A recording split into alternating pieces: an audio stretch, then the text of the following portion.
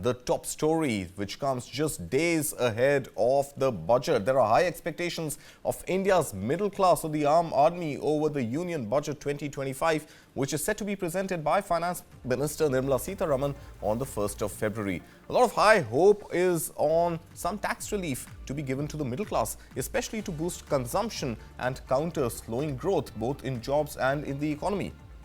Most of India's middle class is struggling with high inflation eating into their meagre salaries. There's also frustration over high taxes being levied and high indirect taxes on consumption and too few taxpayers to really share the tax burden. Now, there are a few facts that we want to bring for you this morning. GDP growth is slowing down. There is no doubt about that. Data suggests that. And boosting consumption is key to reviving India's growth. Number two, private consumption, which makes 60% of India's GDP, really needs to be given a fillip. Then, urban demand is in decline mode for the last 5 quarters. Household savings are at their lowest level. Corporate increments are unable to cover inflation.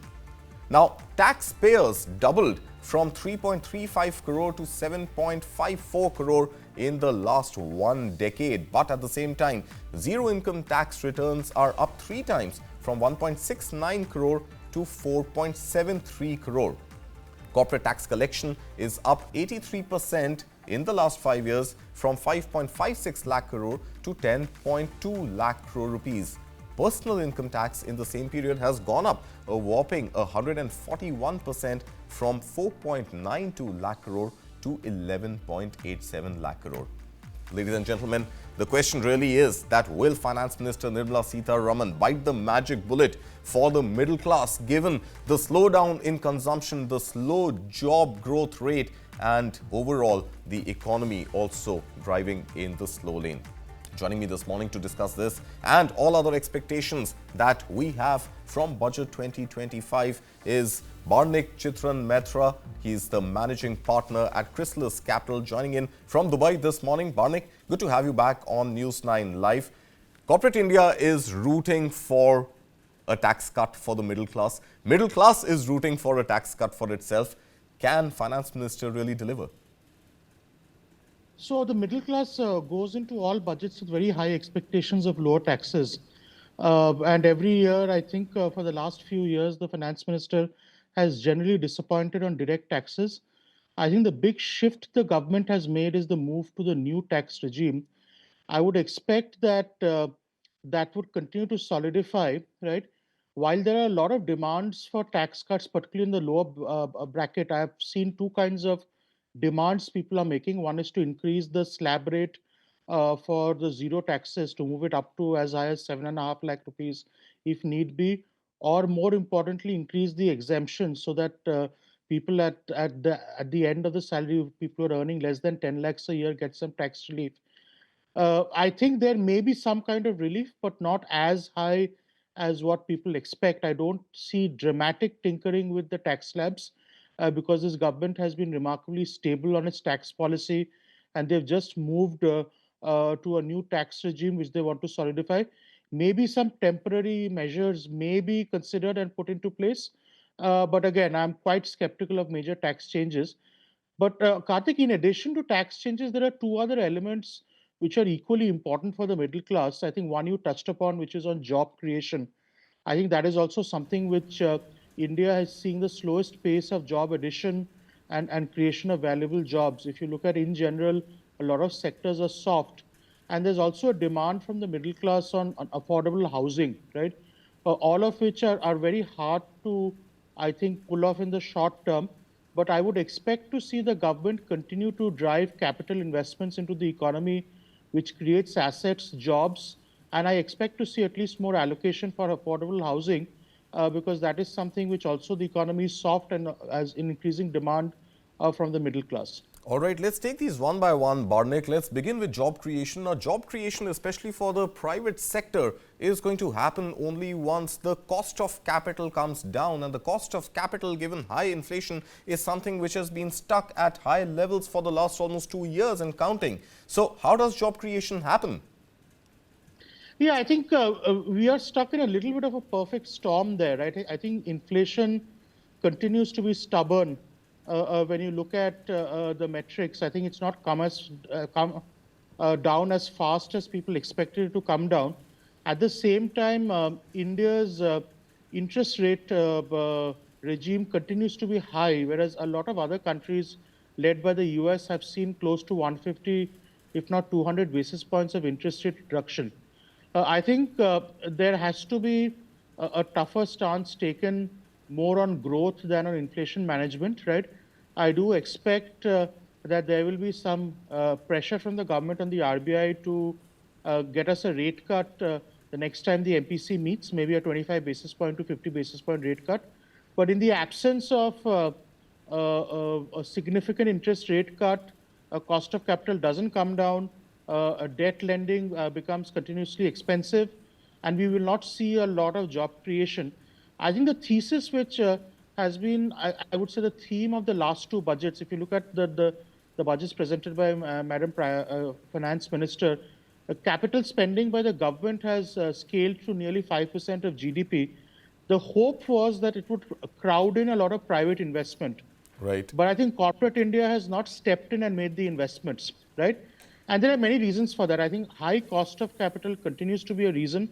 I think corporate India actually has been also expecting the demand slowdown. I think you have to remember, unlike a few quarters back when we were in an 8+ annual GDP growth scenario, we are now headed towards a scenario which is the low sixes. I think the last forecast from government sources around 6.4% That's right. annual GDP, right? So with a clear 2 percentage point drop in GDP, I don't see corporate India stepping up and investing.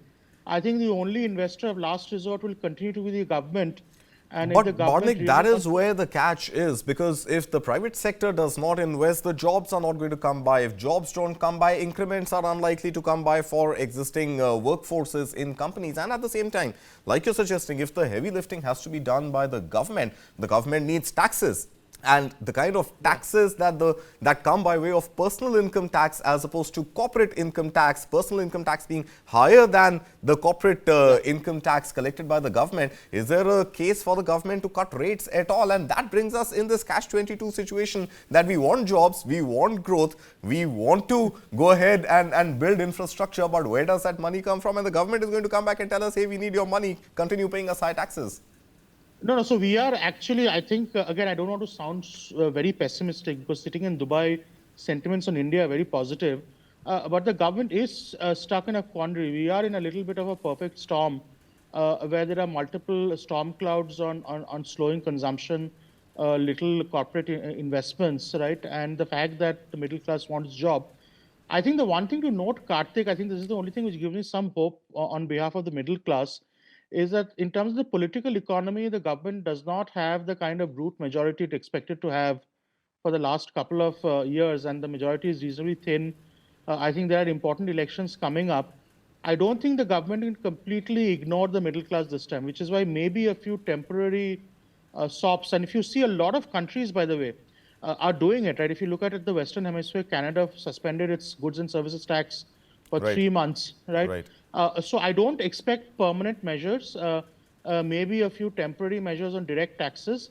I would also carefully look at GST rates for household items and essentials and see if the government wants to reclassify a few of those elements, right? I know there has been a lot of criticism and the meme economy has been at work with salted caramel and popcorn and all kinds of popcorn flavors and their taxes. Right. So I do expect that there will be some relief. So again, the only thing which I think the government has to act, I think there has to be some incentives to drive consumption. I think the government should continue its strategy of investments because I think as you create more jobs, and particularly if those investments are in schemes like PLI and schemes which create jobs in the private sector, I think that along with a rate cut, right, which I think everyone is demanding within the next quarter, will hopefully rev the engine up. But demands on rate cut, Barnik, have been high, but inflation numbers, for whatever reason, do not come to the comfort level of 4% for the RBI. So will the rate cut happen? Will it not happen? Is something that the markets and the consumers are all eagerly awaiting. But meanwhile, let's look at what corporate leaders are proposing with respect to taxation for the middle class. Let's begin with what Sanjeev Puri, the president of CII and the chairperson of ITC, is saying. He's saying, in fact, he's proposing a 30% tax rate for incomes above 50 lakh rupees and a 20 to 25% rate for those earning between 15 lakh and 50 lakh rupees per annum. Now, this is something which, in fact, has come from Ranjit Mehta, the CEO of PhD Chamber of Commerce. He's rooting for a 30% tax for 50 lakh and above.